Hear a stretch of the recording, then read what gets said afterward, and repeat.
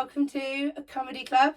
Episode 7. Yes. Red flag. All about the red flags, which This is a popular one, isn't it? It's a very popular one. I love everyone's versions of red flags. So everyone's are different.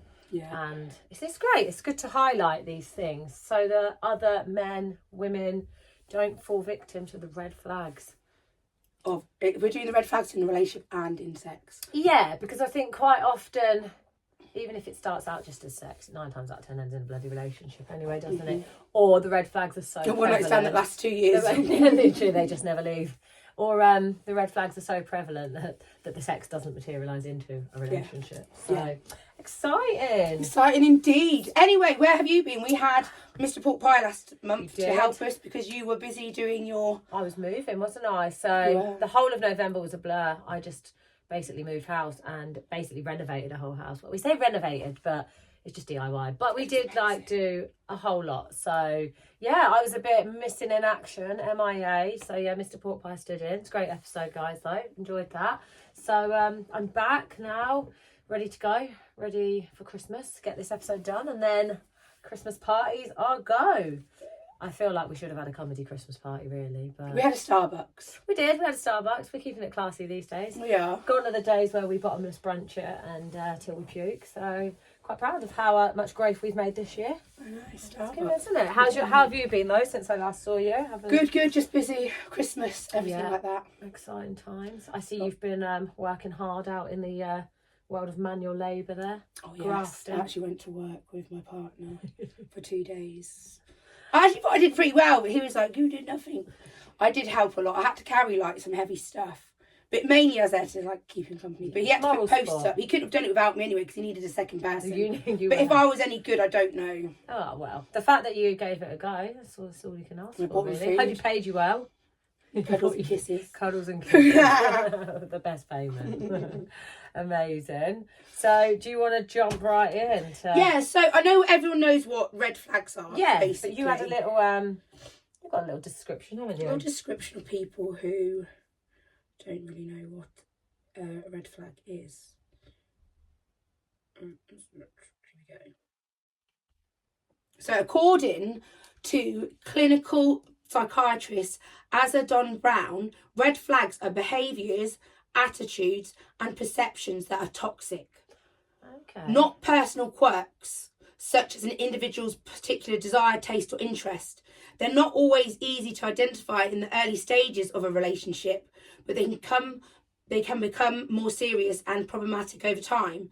Some severe, not funny red flags include things, the standard, the gaslighting, the love bombing, the never apologising, rude to strangers. Toxic ones that actually become really detrimental which shows the other person's character of who they actually are. Yeah, as opposed to the funny ones, like sex with your socks on, red flag. They're more kind of funny ones that you can see the lighter side to, but aren't quite to your taste in what you like from your partner. So yeah, that's a nice little description there of what it is, because I didn't realise it covered so much. But I looked up quite a few, because obviously when you speak red flags, you think of things like relationships, like him not answering his phone for hours and hours and hours, or him going MIA for weekends. They're the sort of things. But when you think of sex and red flags, it's actually quite a lot. Oh, I know. See, I think there's quite a lot to do with sex. I mean, personally, red flag for me, and I swear it's every fucking man out there, the whole,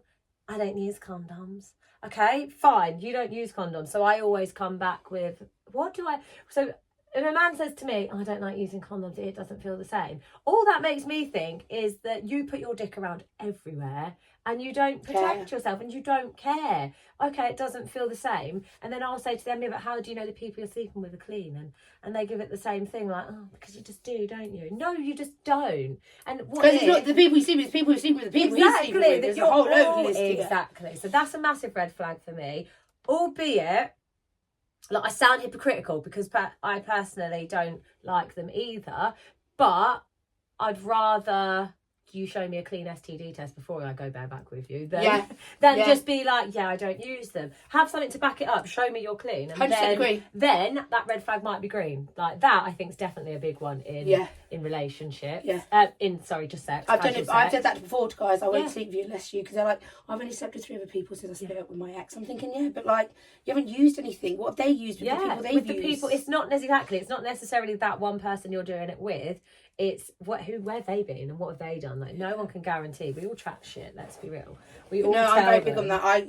It will turn me on more knowing that they've got a clean penis. Yeah, and do you know what? And a nasty I would one. rather they actually attempted to say, let's use protection. I feel like I'd be like, well, green flag there. And even then maybe I'd be like, well, the fact that you've offered, perhaps we can just be a bit. Maybe not. But and then you're his red flag. Then I'm a red flag. But that is a massive one, I think, surrounding sex. One of my big red flags I really it's more of an ick, but it's a red flag to me. Is when a guy, before you've even met them or ever gone on a date with them, sends you dick pics. Yes. It's fucking gross. Like, I'm not being funny. I believe in a relationship where you're seeing someone, you can send dirty messages, dirty videos, dirty whatever, but before you've known them, before you've met them, like, so if you're sending that to me and you've never met me, who the fuck else are you sending it to? Exactly. And do you know what it screams? This leads on to a conversation, actually, that Will and I had.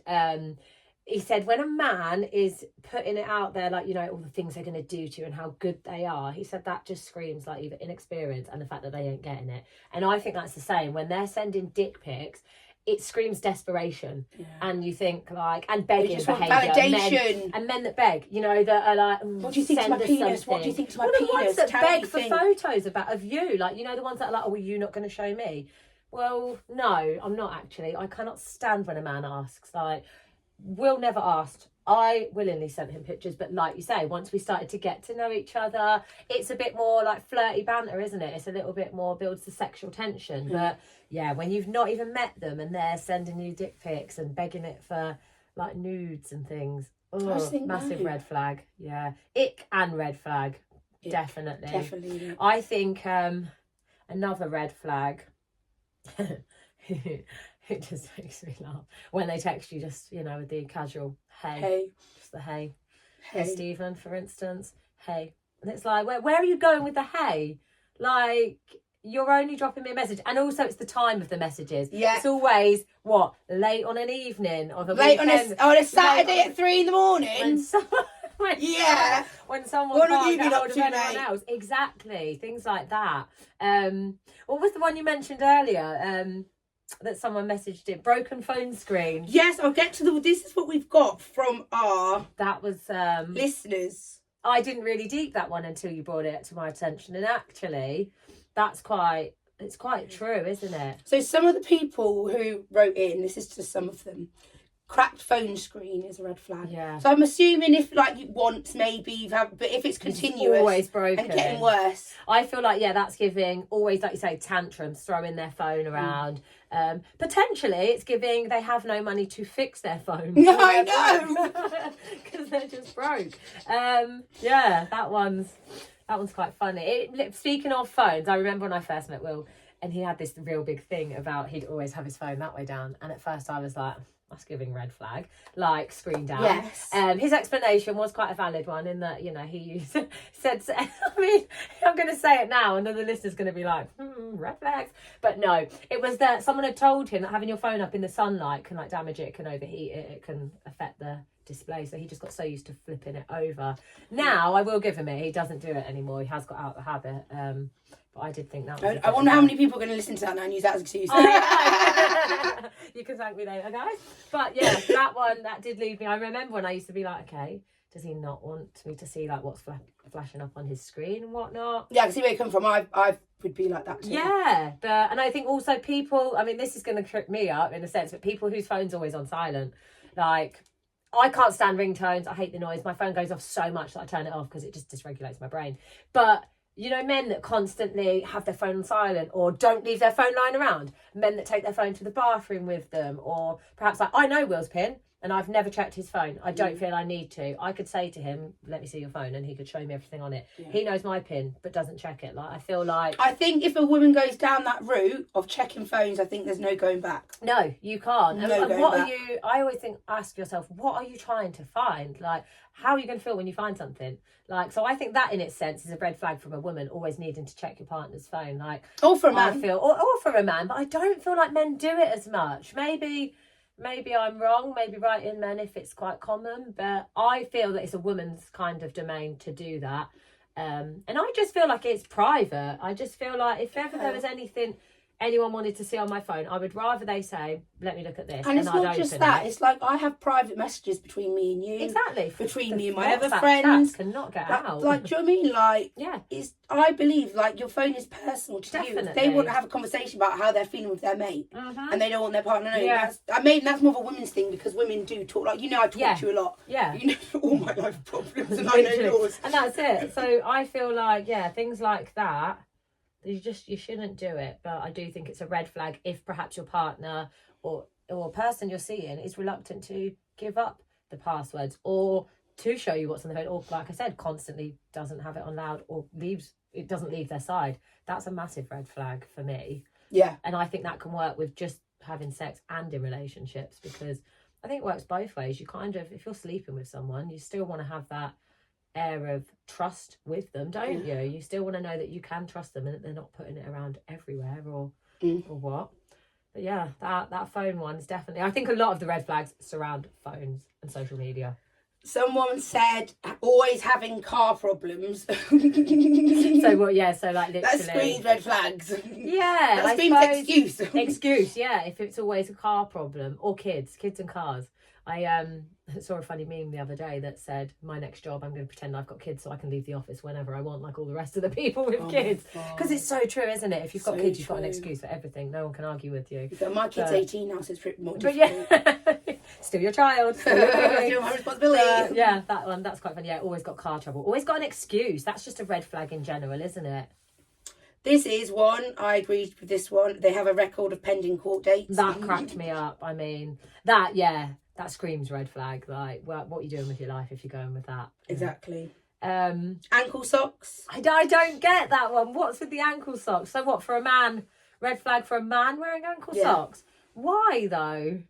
I just don't know. They just put ankle socks. Ankle socks. I need some context. And another one is favourite movie is Wolf on Wall Street, because we know what that movie's all about. And if that's drugs and debauchery, yeah. That just gets a bit cringy, isn't it? Because it gives what you're trying to be, Leonardo. I can't say his name. Leo DiCaprio. Yeah, I think, you're not investing in Wall Street, honey. Let's be real. A fucking £100 and a fruity on the weekend and a bag does not constitute Wolf of Wall Street. No. More like fucking Dog of P-Town. Dog of P-Town. Oh and the last one's softening ice cream in the microwave, which you do. So. I mean, that's psychotic behaviour, but I wouldn't say red flag. Why are we calling people out on that? You never got a tub of like Haagen-Dazs out the freezer and you can't be bothered to wait the 10 minutes for it to soften. So whack that thing straight in the microwave. Just lick the whole tub. Cut the tub. Also, I like to soften my butter in the microwave, but that always goes drastically wrong and I always end up melting it too much. Do you know what? What? Matty, the other day, the butter was hard. Yeah. He literally just, with it, to heat it up, we had some mushrooms and onions in the fry pan. He just put it in the fry pan. In the packaging. In the packet. And then, like, the butter melted a bit and he's like, poured it on. Oh, wow. I was like, fucking banging idea, but I fucking, I don't But yeah, I don't know how I feel about that. Banging idea, though. That's true. Okay. Just launched it in there, waited to soften, and then like pull it out, pour it on. It's like a melt and pour. Because you not look back like that's a it's like a brick. You could fucking do a break and enter in with that, couldn't you? I know, especially so hard. Not to mention you need to remortgage your house to buy that. Fucking hell, you must be. Or you know the right people. Yeah, yes, that's it. That's so funny. So have you got any more red flags? So in the sex side of things, just strictly casual. So only receives, never gives. Ooh, that's a good one. Your pleasure is not their priority. They are either getting dressed or are having a dozed off. They expect their partners to go down on them while not returning the same favour. Yeah, is that giving red flag? I suppose that shows the selfishness of a person, perhaps how one-sided they are. And if they're ignoring their partner's needs. Yeah, even if it's just sexual partner, I think a lot of casual sex is very selfish though.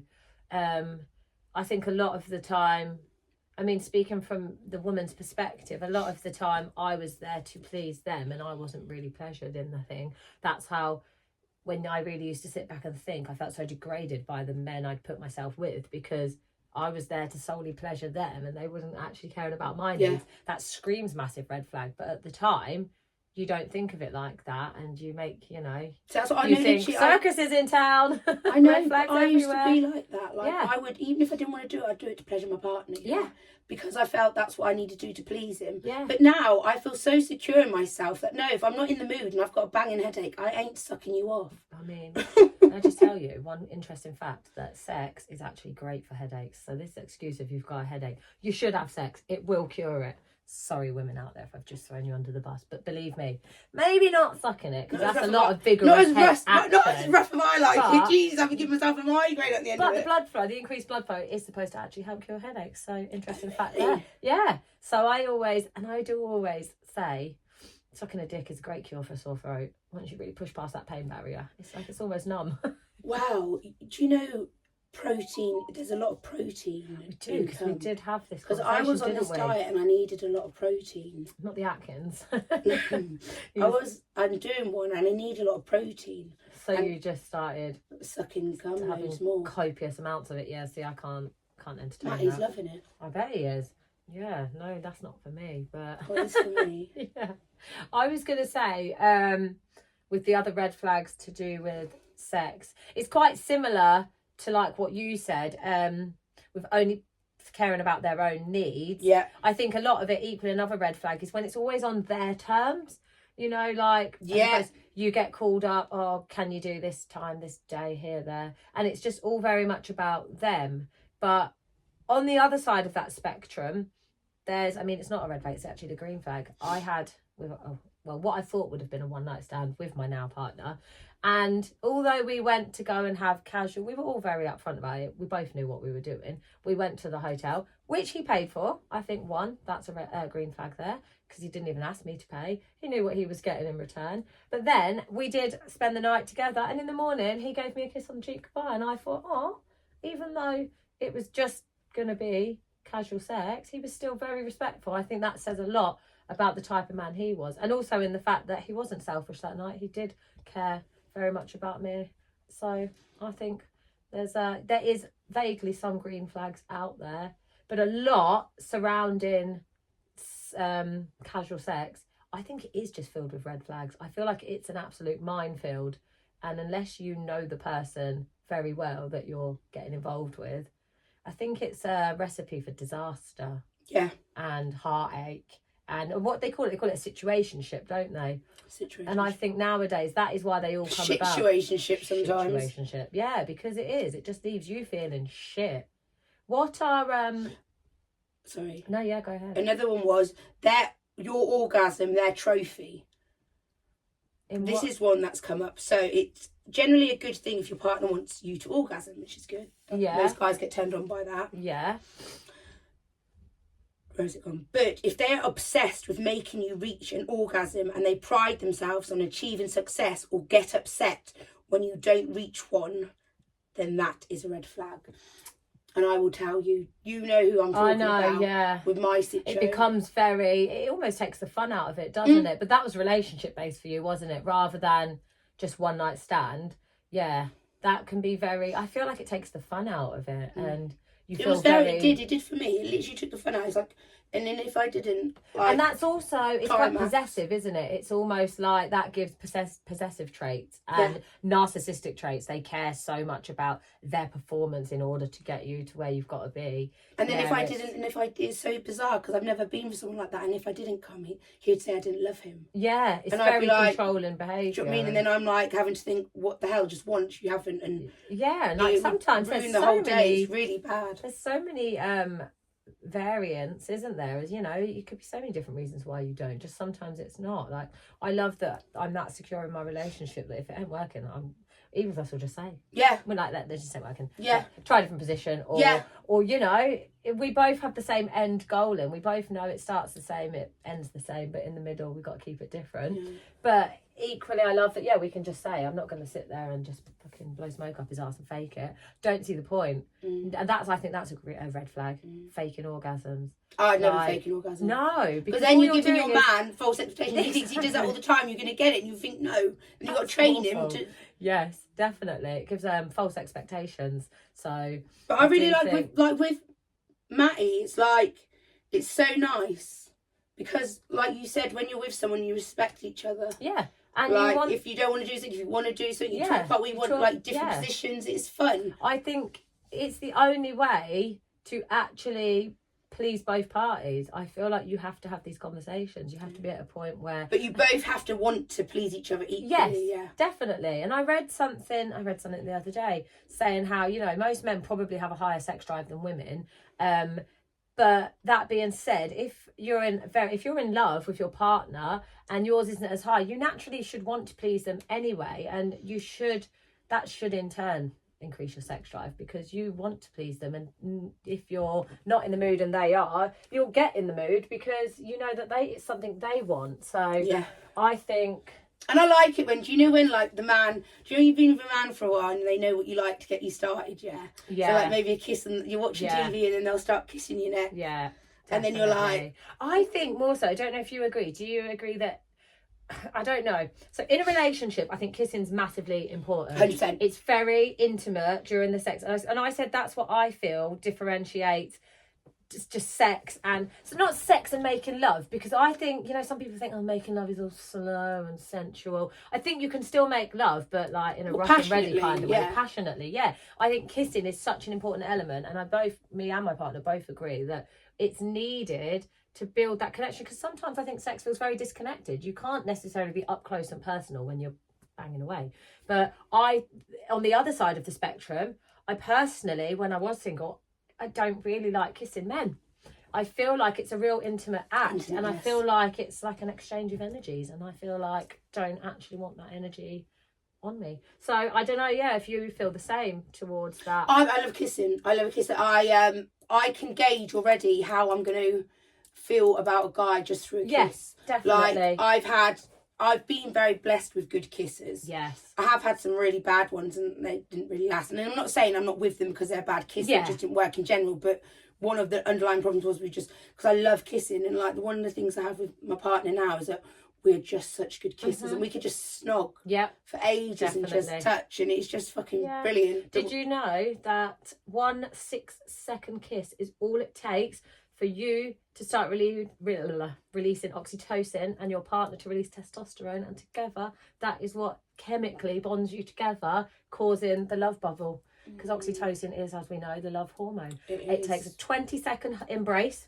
or a 6-second kiss, and you can honestly feel yourself, you know, like when you kiss your partner, if it's just a casual type thing, it's not great, but the minute you start actually kissing and you feel like tongues or no tongues, always tongues. So me and Will had this conversation. Well, if you ever gone, so he said to me the other night, do you ever, go to put your tongue in and they don't put their tongue in? The amount of times I end up kissing his tongue because I haven't gauged the right moment. But always tongues, but I can tell when he doesn't want me to get too turned on, because the other night he'd just eaten a 12-inch pizza, and apparently pizza made me horny, so I'm really like ready to go, and I'm kissing him and I'm really just getting back like, oh, that's the worst, isn't it?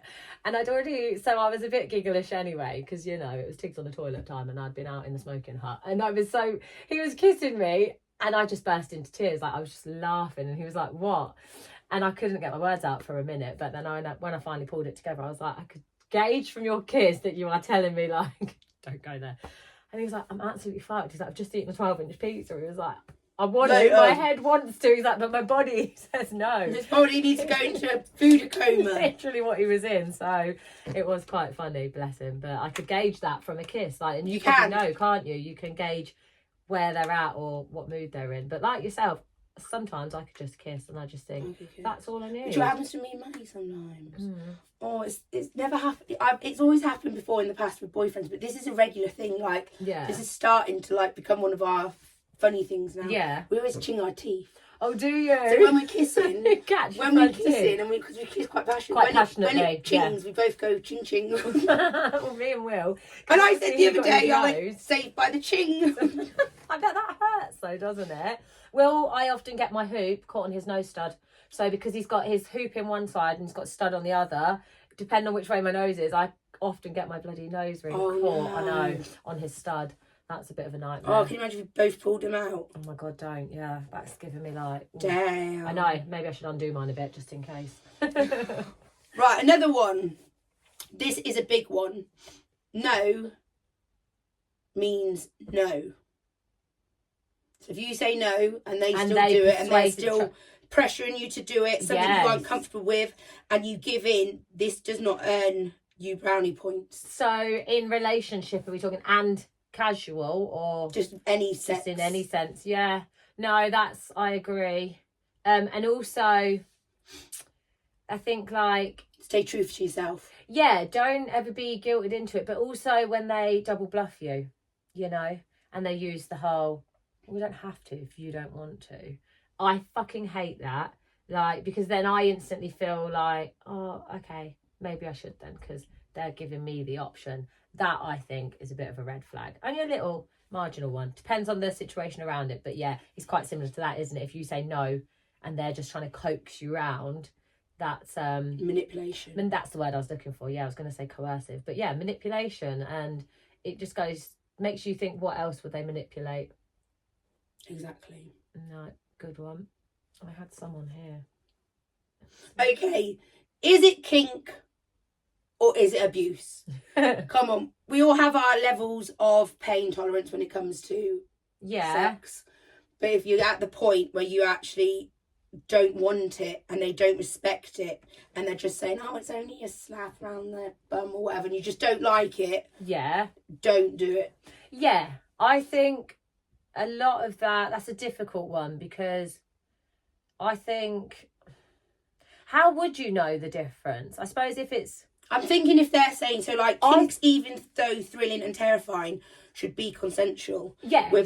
Where both feel respected, supported and safe. Without that, it becomes a form of abuse. So I think, physical kinks, I think you can't mistake a slap round the arse, a grab of the throat, you know, a slap round the face. That, I think, is a kink. It's got to be consensual. You have to have had the conversation before about how you like it, how rough. But if they're doing stuff that you don't like, don't let them say to you, well, it's only a kink. Exactly. I think degrading terms, I cannot stand, you know, like when men want to be vile and they want to call you like, you know, you're a little slut, you're this. But if you've expressed, I really don't like it when you do that, and they're like, oh, don't be funny, like, you know, it's only a kink. That, I think, is borderline, when it's starting to be like... boring. Putting you down. That's what some of mine, actually, were on here. Some ones that you might actually miss in relationships. So some that are easily missed, making you feel like you're unreasonable when you communicate needs and boundaries. So, you know, like, if you bring a point to their attention and then they're like... they put it back on you. Well, but you do this. Or is that gaslighting? It is, it's a form of gaslighting, isn't it? And it's making you then look at yourself and think, oh, actually, am I the problem? So that one is a red flag, but it's quite easily missed, because sometimes you quite often think, oh, no, that's probably just me, I've been unreasonable. Inconsistency, I think that's a big one. Everyone has bad days, don't get me wrong, okay? You know, you're going to be quiet one day, maybe you're not going to be in the mood, but I think blowing massively hot and cold, you know, like 1 minute showering you with gifts, you're there well, then the next bit, ignoring you or discarding you. Ghosting you. Yeah, I think the inconsistency, that can be a massive red flag. And I think if they're not communicating why these things are happening, red flag. Like, because a lot of people would say, like, because if there was a game, an Olympic game, for me picking red flags, people with red flags, I would have a gold cabinet. Have you not noticed she has a red sign and the red berries and a red cushion and red hair and a red bow? She thinks the fucking circus is in town when she sees the flags waving. I know, no, not anymore. But no, I used to think it's red for romance, not danger.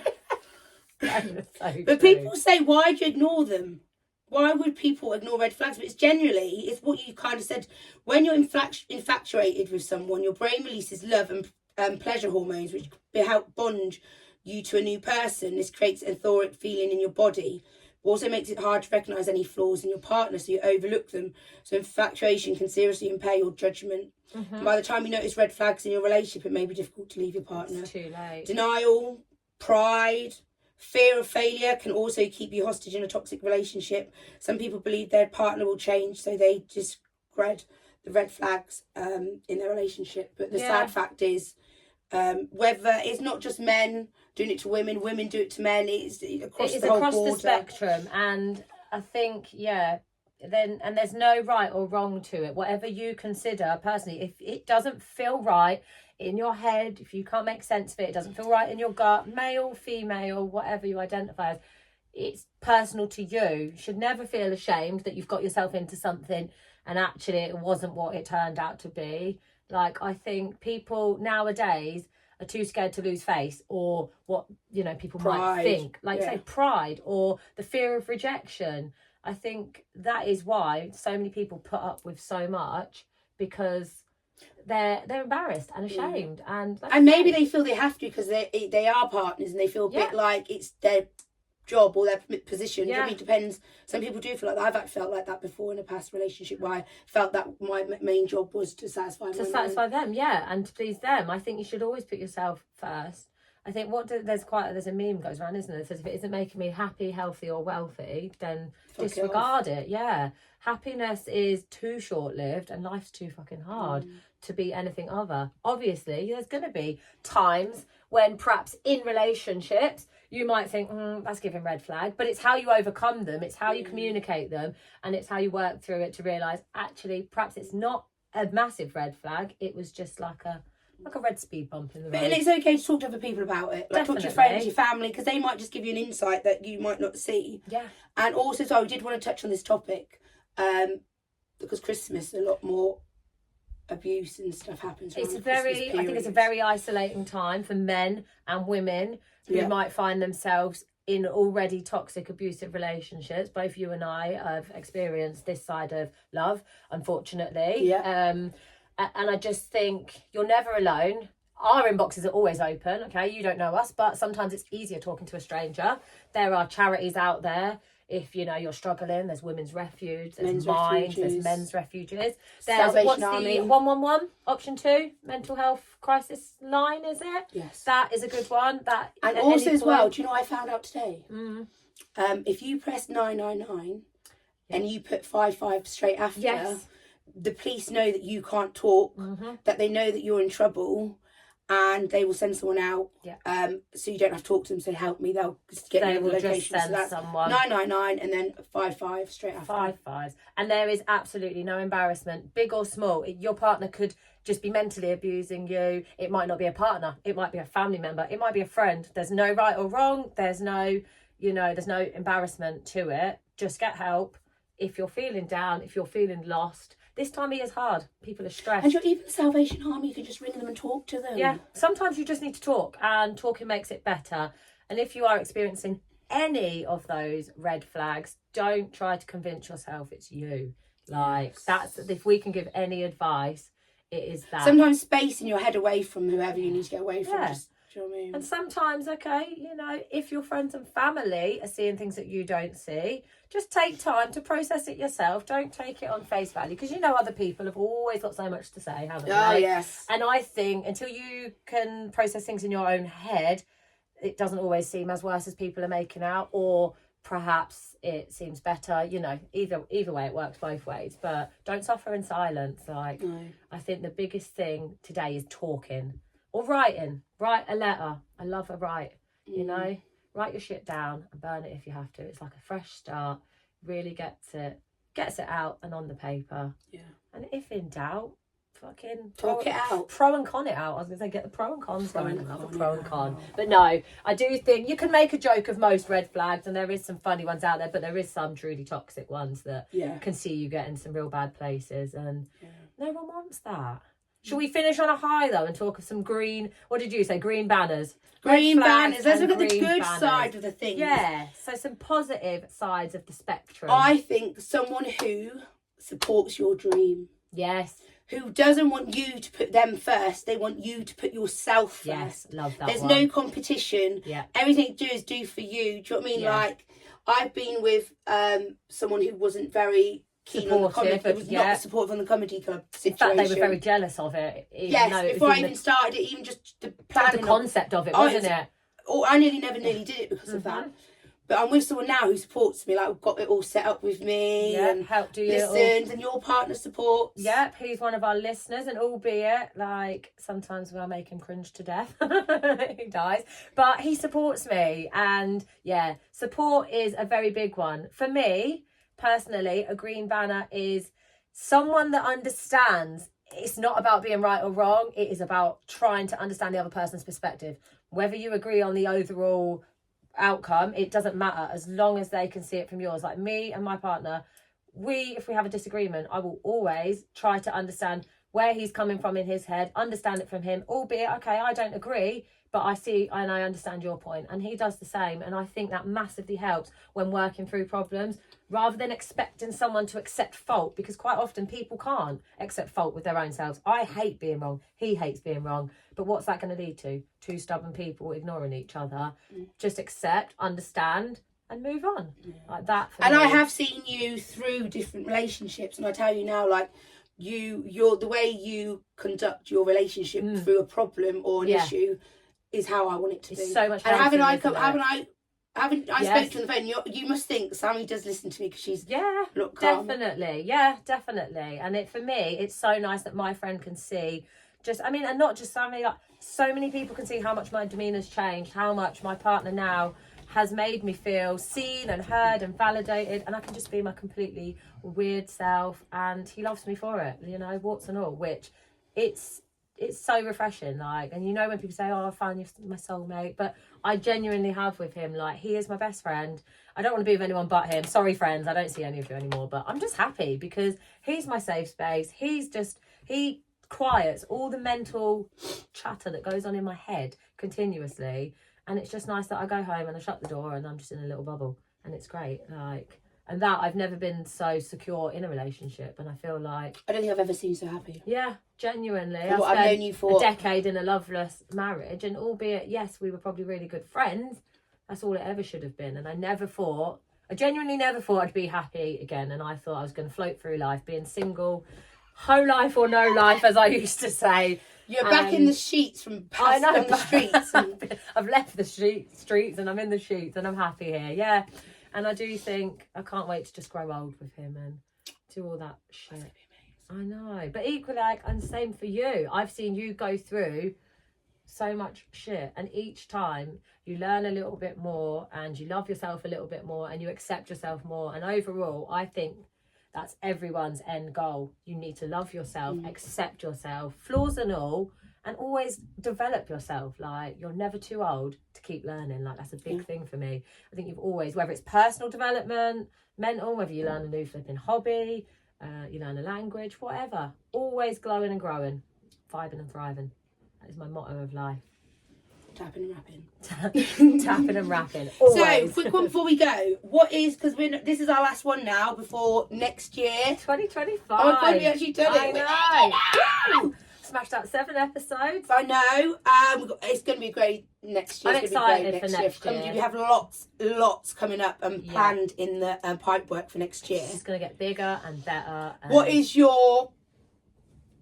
Oh, what's it called? Like my aspirations. No, aspirations 25, and your what do you when you give it up for? Oh, your New Year's resolution. Yes. So my New Year's resolution is to stop stressing. I am my worst critic. I make myself ill through stress, and I really this year next year I'm gonna stop. I'm gonna stop being so hard on myself, because I am worthy of everything good that happens in life, and I am my biggest problem. So for me, my New Year's resolution is I'm not going to speak bad about myself, and I'm going to stop speaking bad about everything around me, because nothing good comes from negative energy. And aspirations that things I want to achieve is just keep building the home, get it finished, and I've got a couple of holidays booked For me, And Cumedy Club. and Cumedy Club, obviously. Costa del Comedy Club. Costa del Hopefully. Comedy Club. Around my What- dad's house. If you'll let me. If he lets me. Mr. McCall, please.